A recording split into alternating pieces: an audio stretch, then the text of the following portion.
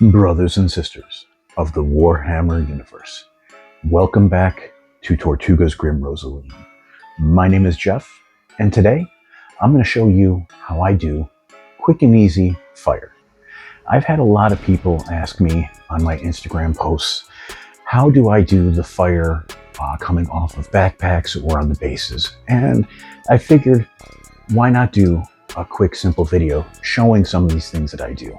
In this one, I'm going to be doing acrylic paints, but I think I'm going to be switching up to do oil. So I might do a follow-up to this video sometime down the road with how to do oil paint fire.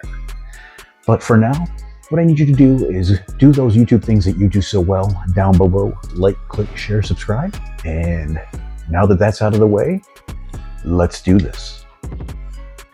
So here's a list of all the paints that we'll be using on this build. We're going to start off with Vallejo's Model Color White and Thinner. So we're going to use this white and we're going to paint the entire area on this torch where the fire will be. And just like in this case, if there is a metal basket for the torch or whatever you're painting on, don't worry if you slightly go over it. We can do touch-ups later, but usually fire does go over any of these areas, so it'll work out just fine. And just like anything we paint, we're going to do 2 thin coats of this, mainly because we want this to be as white as possible so the colors are going to be nice and vibrant that we're going to be painting over. Next up is going to be Vallejo's Game Color Sun Yellow, Hot Orange, and Scarlet Blood with thinner. So the reason why I'm combining all of these back to back instead of separating them and showing you step by step is we're going to be using all of these at the same time, as we don't want these to dry so we can blend them together. So we're going to break the flame down into thirds. The base third of the flame is going to be painted in sun yellow.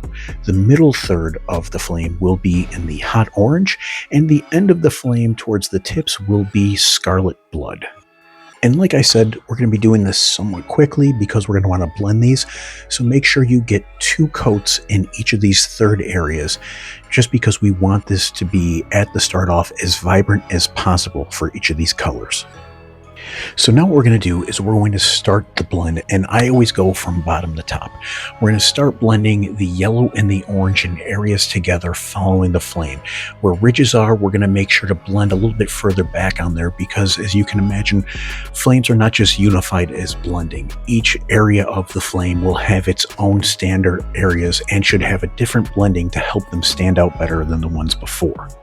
And with blending, don't just blend in from yellow going towards the orange, also blend in from orange going towards the yellow side of things, just so it looks more lively.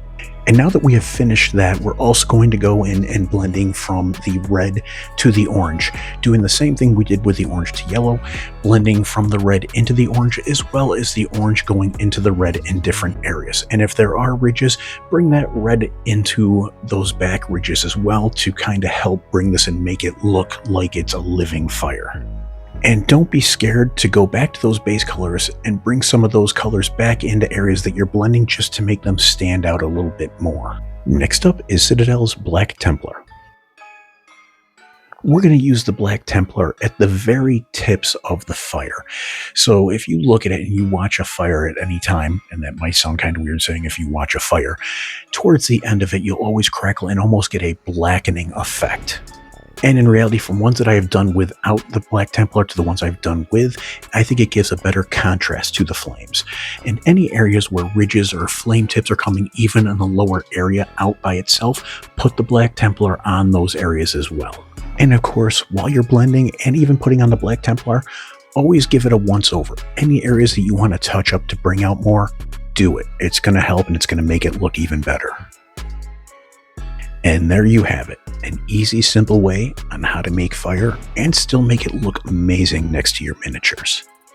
I hope this was helpful, and I hope you'll be able to use it on some of your next builds.